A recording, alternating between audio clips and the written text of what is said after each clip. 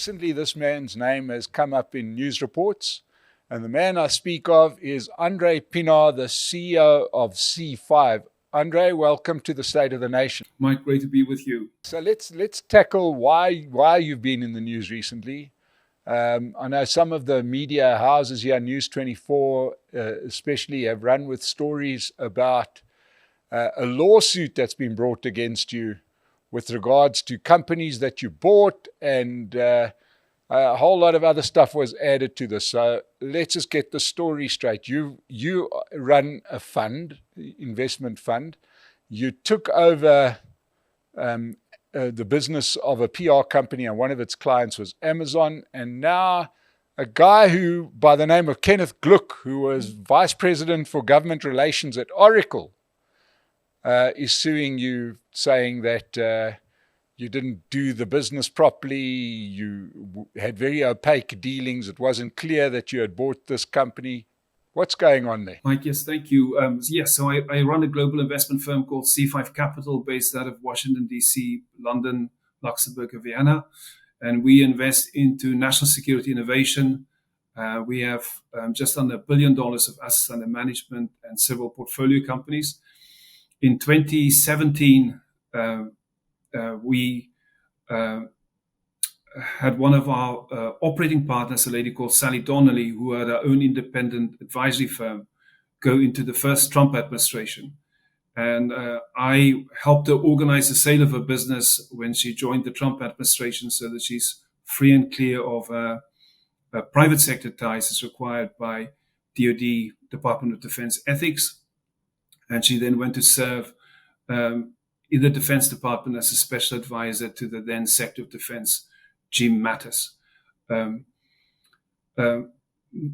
At the time, there was a very major contract for cloud computing, the first major contract for cloud computing in the Defense Department, and Mr. Gluck's company, Oracle, was a bidder for this contract.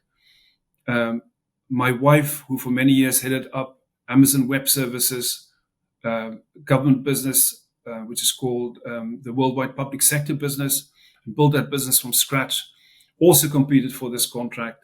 And in the end, this contract was awarded to Microsoft, but it was a very tough competitive situation. And during the course of this competition, Mr. Gluck started making allegations, which he's pursued for the last 8-9 years. And the lawsuit which he filed recently, which is for defamation, is the latest incarnation of the allegations that he's been pursuing for the last 8 to 9 years against myself, Sally Donnelly as my former business partner, and against Amazon as a major company.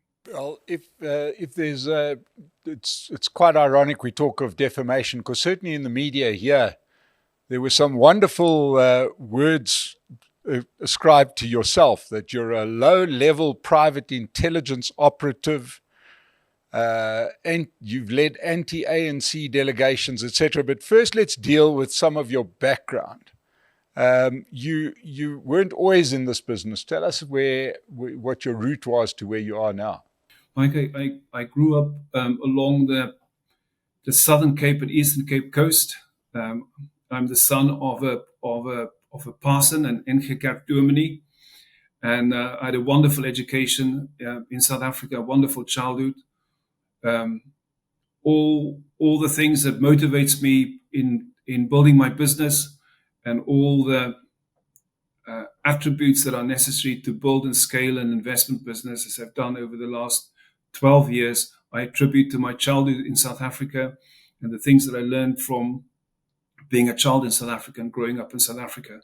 You know, the importance of resilience, the importance of not giving up and trying again, and most importantly, the immeasurable kindness of South African people, that you must always in life preserve that kindness and that humanity which is so characteristic of the South African nation.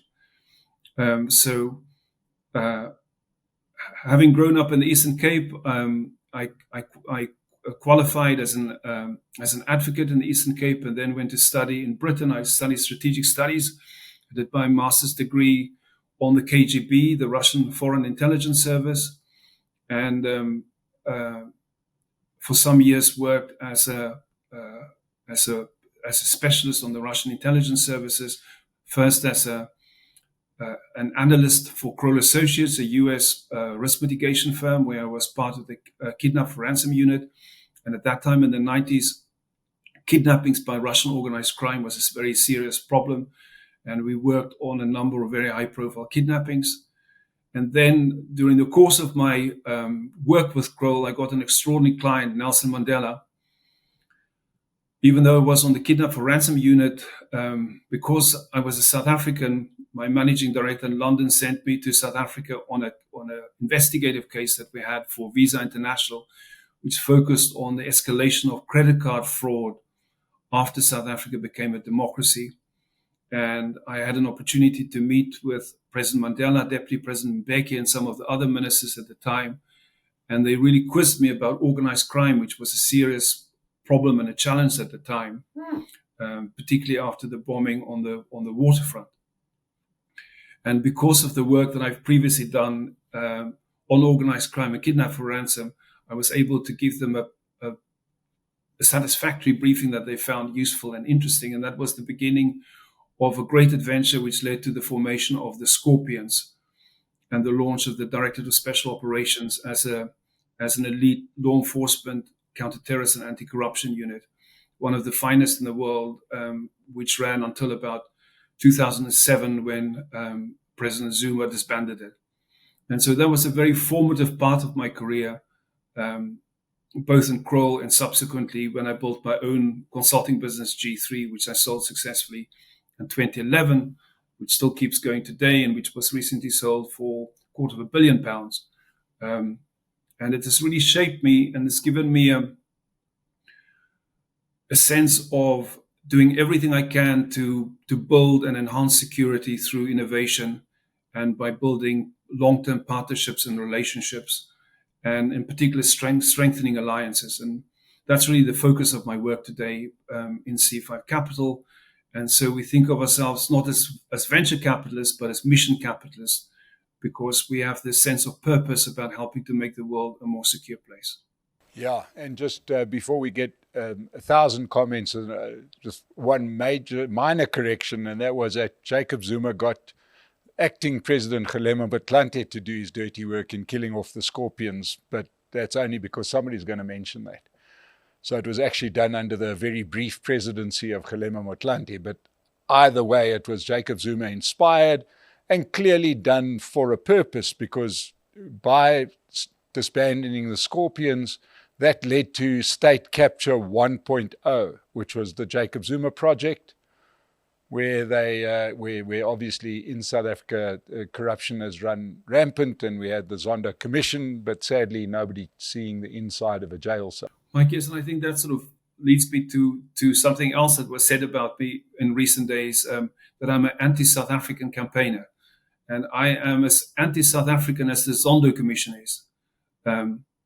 My focus in my engagement with South Africa and the support for the South African delegations that have come to Washington, D.C. is very much focused on rebuilding relationships between South Africa and the United States, because South Africa's relationship with the United States is the essential relationship for the South African economy. Although the US is the second largest trading partner, and China is our largest, the quality and the substance of our trading relationship with the US is incomparable to our relationship with China. And so I have a great conviction about this as an international businessman, that South Africa must preserve its relationship with the US. And the support that I've given to delegations that have come from South Africa, patriotic delegations, of extraordinary leaders, which really reflects the depth of the leadership talent we have in this country, has all been focused on only one thing: how do we rebuild the relationship between South Africa and the United States? And very much related to that, and this is something I've spoken out about earlier this year, South Africa's relationship with Israel, because Israel is as an important trading partner to South Africa as the United States. It's a $500 million export market that's been in existence for more than 75 years, and has deep cultural and personal and family ties between the two countries. and that I believe is as valuable as our trading relationship with the United States. Now, Andre, you're somebody that watches this all the time, and South Africa finds itself in a relatively unique position. I suppose, the only country that seems to be comparable seems to be India, that straddles this line between the sides vying for attention in the world at the moment. We seem to have one foot on either side. We want our cake and we want to eat it. We want to side with countries that are supporting terrorism, bombing ships in the Aden Strait,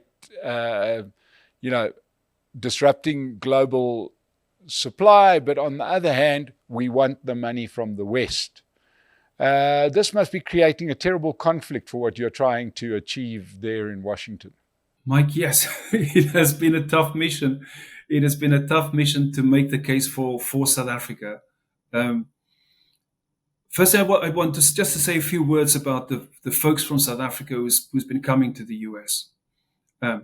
Firstly, these delegations, and I've seen delegations in Washington, although I've not met all of these delegations, but I'm aware of delegations and have met some of them from Solidarity and AfriForum. There's been an Afrikaner delegation led by Dr. Corneille Mulder from Freedom Front Plus. There's been delegations from the Democratic Alliance. There's been a delegation from the Western Cape Independence Movement that I'm aware of, in addition to business delegations representing organized business in South Africa, and of course representatives from the ANC. But the South Africans that have been coming to Washington, D.C. have by and large been visiting entirely at their own cost. So traveling to Washington, D.C., staying there, meeting with folks, it's an expensive endeavor. So these folks have been investing in their own country by traveling to Washington, D.C. Secondly, I have not heard a single one of them ever say anything bad about South Africa as a country. Quite the contrary. All of them, without exception, have been making the case for South Africa. Why South Africa is an extraordinary country, why it has the potential to remain to be a valuable ally of the United States, and why it is in the US's interest to continue to work with South Africa. So without exception, these leaders have spoken positively about South Africa. The one thing that they have done on occasion is to speak critically about the ANC's foreign policy. And when they've spoken critically about the ANC's foreign policy, they have focused their comments and remarks on the policy, not the people. So I've not heard any one of them speak adversely about the President Ramaphosa, or any of his ministers. Their remarks have been limited to the substance of the ANC's policies, as you would expect in any democracy. So to characterize these people as treasonous and to characterize them as anti-South Africa is just not true. It's not true in any universe. There's just no way you can make this the truth, because it is not factual and it's not accurate and it's not correct. One of the problems which the ANC has is that it doesn't have a functioning embassy in Washington, D.C., and haven't had one for a very long time, more than a decade, and hasn't had an ambassador there. And the two most recent choices, Ambassador Rasool and then Mr. B.C. Jonas as a special envoy, have been entirely unsuited for very specific reasons. So it's very hard for the ANC to firstly get accurate information from Washington, D.C., and then two, to make good and accurate assessments, because they really have no frame of reference to do it. Are you as mystified as the rest of us as to why this has been the case, why there has been this absolute neglect of the ambassadorial post, the South African ambassadorial post in Washington, why we keep on taking people that, you almost couldn't cherry pick worse candidates. I mean, Ebrahim Rasool was so bad that even Jacob Zuma brought him back the last time, and then they sent him back again. The guy destroyed the ANC in the Western Cape. He was uniquely poor for that position. And then Nkabisi Jonas, with his business dealings and the whole Iran connection, do you have any idea why this is the case, or are you as mystified as we are? Because we are sitting here and, once a week we have to mention that we just don't get it. We just don't understand why you would be so disrespectful as a country to one of your big trading partners. The absence of an ambassador to represent the South African nation in Washington, D.C. has created a vacuum. It has also meant that there are very few people in the Department of International Relations who really understand America and have a frame of reference for what is happening in Washington, D.C. over the last 10 years. Washington, D.C. have changed a great deal, and very few of the folks in the Department of International Relations really kept track of that and understood that. It also means the embassy really has very few mechanisms to collect reliable and accurate analysis about what's happening in the US. So a complete information vacuum. And to address this state failure, patriotic South Africans have been coming to Washington, D.C. to step into that breach at their own cost, whether they are politicians like Corneille Mulder or Emma Powell, or whether they are business people representing corporate South Africa. And as I said, without exception, everything I've seen and heard about these South Africans visiting Washington, D.C. is A, that they're patriotic, B, that they have the country's national interest at heart and the interest of the nation, and C, that they've not said a single thing that's anti-South Africa. The one thing that they have on occasion said is a rational, reasoned critique of the ANC's policies and their foreign policy in particular.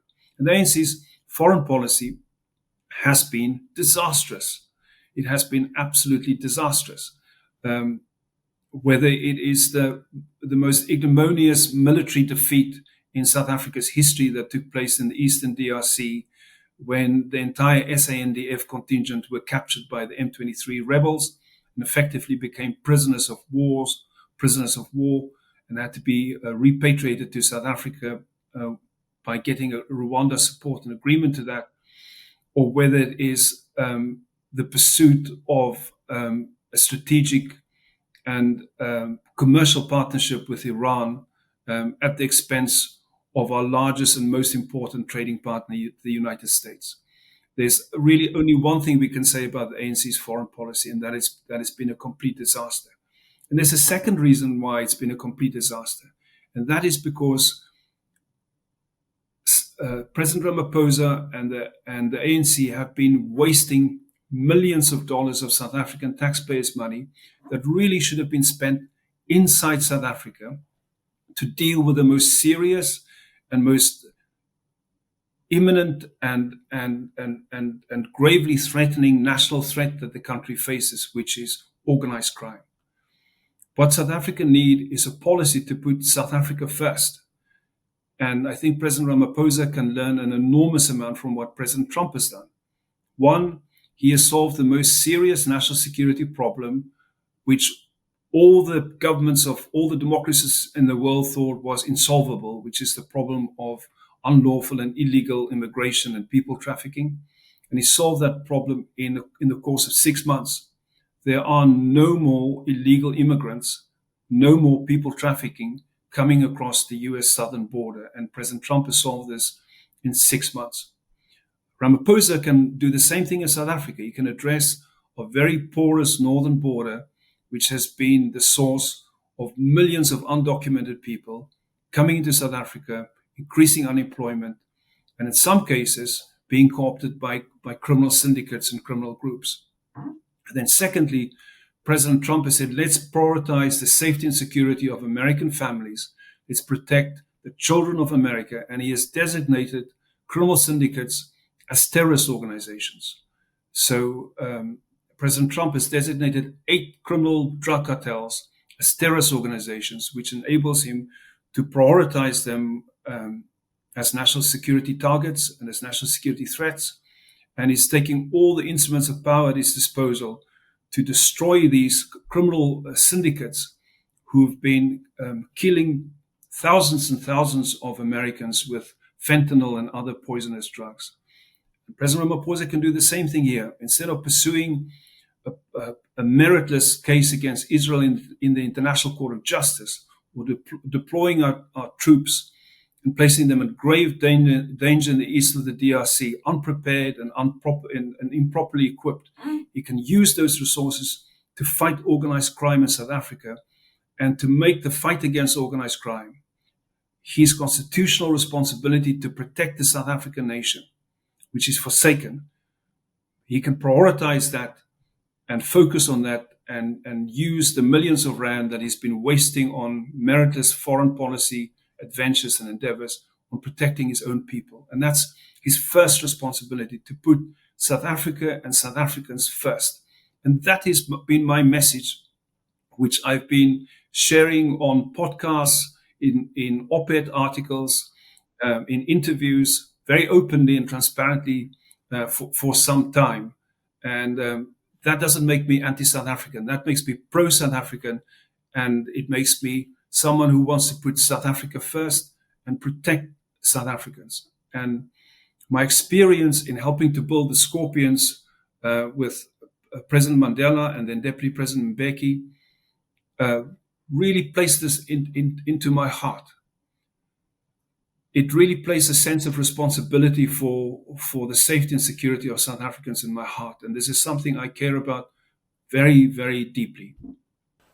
Now, Andre, there's been a lot of talk in South Africa about sanctions against ANC leaders coming from the US, sort of what we have in Russia today with many of their leaders, and even Zimbabwe.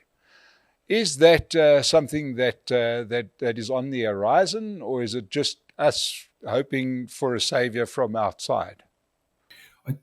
I think there is a serious risk of targeted sanctions if South Africa continues, if the ANC continues on the path which it has embarked. I think that risk really lies in Congress, and the bill that's currently making its way through Congress has provisions for targeted sanctions against ANC leaders. I think it's in South Africa's interest to head this off, and with the Government of National Unity to have a change of direction and to come to an agreement with the United States to reestablish that relationship with the United States, because sanctions are very harsh economic instruments. And once a country has people who are under sanction, it has a ripple effect on the whole country. It places the country in a different category of countries, like Iran, like North Korea, like Russia. You end up in a completely different basket of countries. Everyone in the country, even though the sanctions are targeted, everyone in that country, unfortunately, ends up in that basket. And secondly, there's the impact of what's called secondary sanctions. So you may not be sanctioned, but you are 2 or 3 seats removed or levels removed, relationships removed from a targeted person. And the fact that that person or that institution has sanctions has a knock-on effect all the way down the line. And then thirdly, it's very clear, a number of case studies have been done from Zimbabwe to Russia, where there are targeted sanctions. It very significantly impacts the economy for everybody. It slows down economic growth. It steers the economy in an entirely different direction. So it was really in South Africa's interest. And this is why I've been very supportive of the delegations that have come to Washington, D.C., to repair the relationship with the U.S., to really self-reflect on how did we get to this position where we are in such difficulty in our relationship with the U.S., to listen to our U.S. counterparts, not to be arrogant, but to show humility and to hear what our U.S. counterparts have to say to us. For example, when the Afrikaner delegation came to Washington, D.C., the U.S. government very clearly communicated that there were 3 non-tariff barriers that had to be resolved. The whole question of of hate speech, of kill the boer, kill the farmer, the question of the expropriation of property without compensation, and the cost of black empowerment taxes that are being foisted on US investors in South Africa. And so those were three very reasonable things for the US to put on the table, and we should take that into account and address them. And so South Africa still has an opportunity to repair this relationship, to fix this relationship, and to avoid sanctions. And that would be in everyone's interest. Now, yeah, those are subjects that are being hotly debated in South Africa, which is a good news story, because it's not just those delegations, or one thing about South Africa is we don't have to be outside of the country to have a big-mouthed leb talking about these very issues, because they're hurting the economy domestically as well as internationally.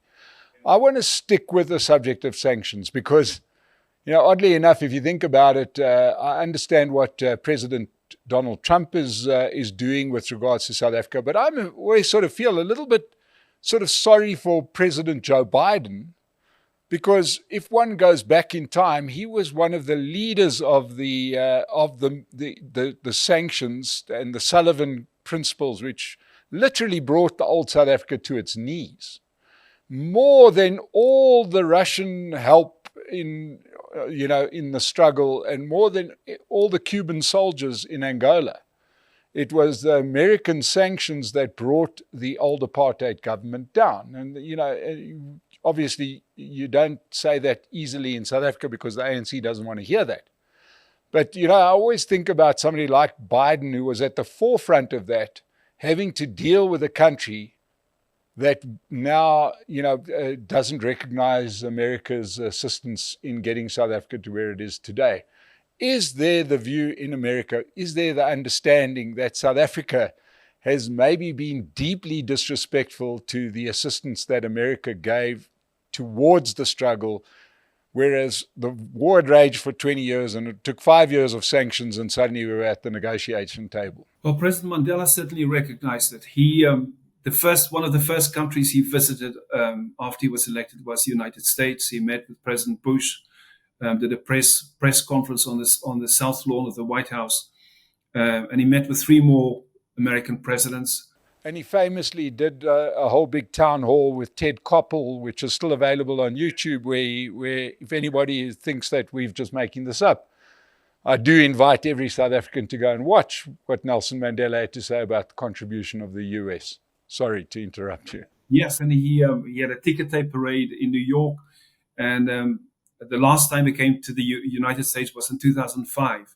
During his time as president of South Africa, he didn't go to the Soviet Union or Russia, not once. He met his Chinese counterpart twice.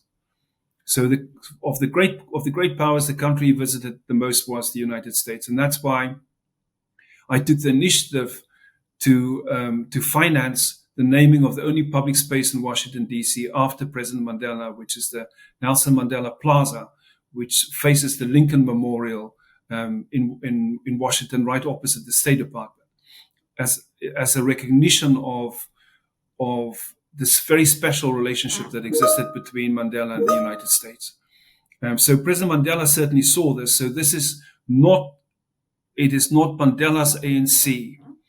It is the ANC that exists today under Ramaphosa that doesn't recognize the US's contribution. Mandela recognized it, Mbeki recognized that. He worked very actively with President Bush to make peace in Sudan, in the Ivory Coast, in different parts of Africa, even negotiated a change in Zimbabwe in that regard. So this is really Ramaphosa's ANC, which doesn't recognize the contribution that the US have historically made to positive change in South Africa. Now let's just go back to one of your earlier points, and that was South Africa's ICJ case against Israel, which has clearly caused a lot of upset in the US. But through the actions of Israel, many European countries or many other countries are starting to sort of take a similar line.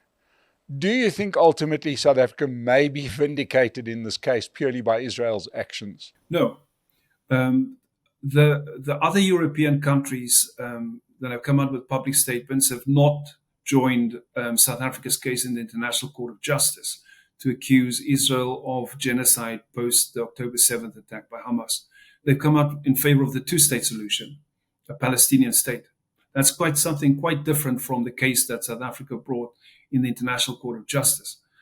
That case is absolutely meritless, and to have brought that case against Israel very shortly after Israel suffered a grievous attack, which far exceeded the horror of 9/11, in which more than 1,000 Israelis were killed, more than 5,000 were injured, more than 250 were taken hostage, with an invasion by Hamas of Israel on par with a conventional attack with 5 infantry brigades, very sophisticated weaponry, was just completely uncalled for.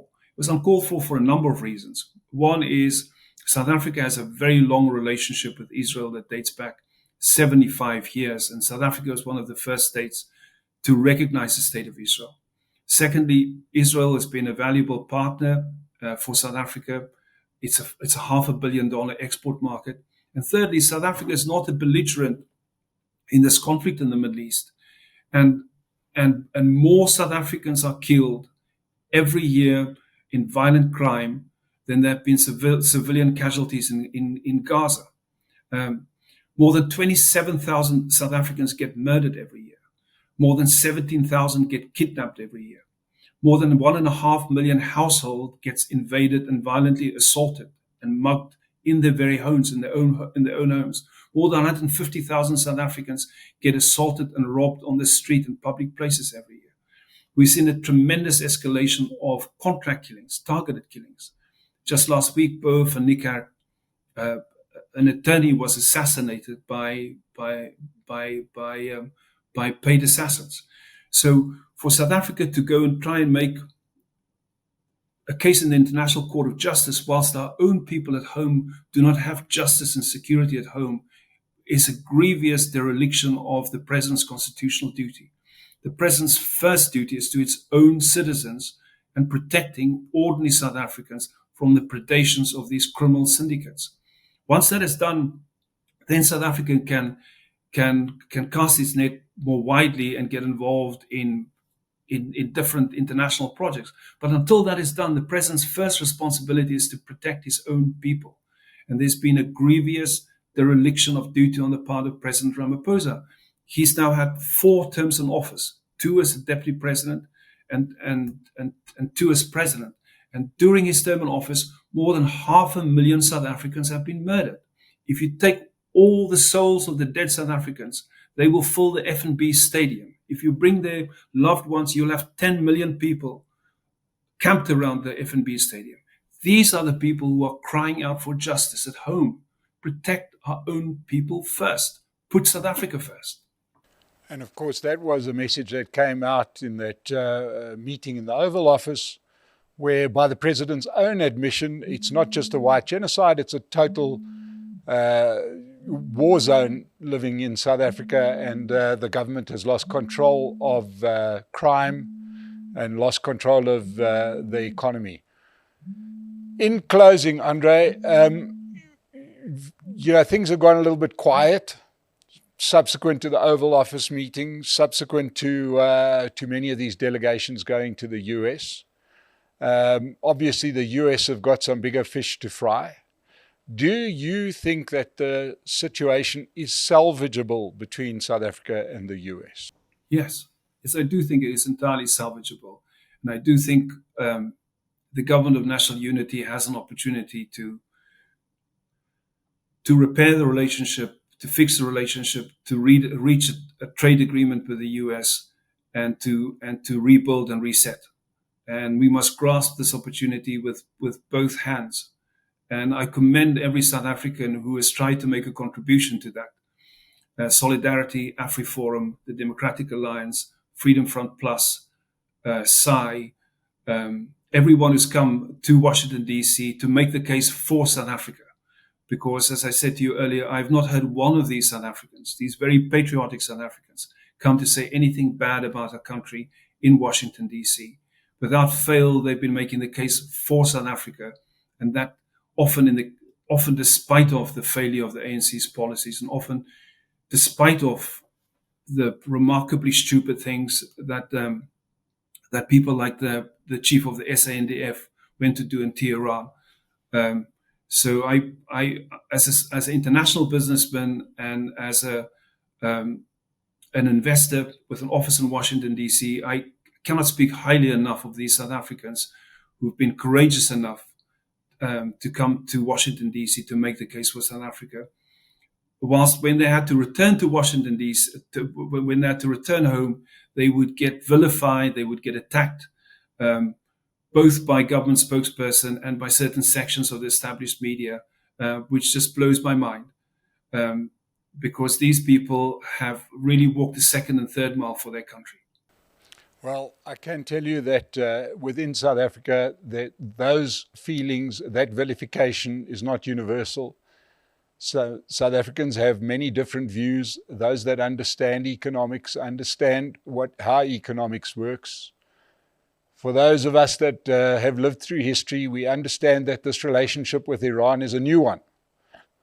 We must remember that the Shah of Iran, who was deposed in the late 70s, was a great friend of apartheid South Africa and no friend of the struggle at all. There was no relationship with Iran until the last decade or so. And one can only question how that relationship has suddenly emerged. We've certainly questioned it here. South Africa has chosen a different path. We've chosen to back some countries. We are backing a new world order that may or may not come to pass. But certainly we will, on the State of the Nation, keep everybody informed as to where South Africa sits in the family of nations. Andre Pienaar, thank you so much for joining us. We'll definitely have you back on the State of the Nation. It's wonderful to get an informed view from the first world, because, boy, we get enough uninformed views from the third world. So, Andre Pienaar, thank you so much for joining us on the State of the Nation. And to you, if you've enjoyed this, subscribe to the channel. We bring you the best information in South Africa. Thank you so much. Thank you, Mike. When it comes to getting around South Africa, Pace Car Rental makes it easy. Whether it's a quick run to the airport, a month-long rental for business, or a vehicle to help grow your hustle, Pace has the right wheels right when you need them. With a wide range of reliable cars, vans and buckies, flexible rental terms, and friendly service you can count on, South Africans trust Pace to keep them moving. Plus, use promo code SONA and get a special discount on your next rental, because every journey deserves a head start. Reliable, affordable, proudly local. Pace Car Rental.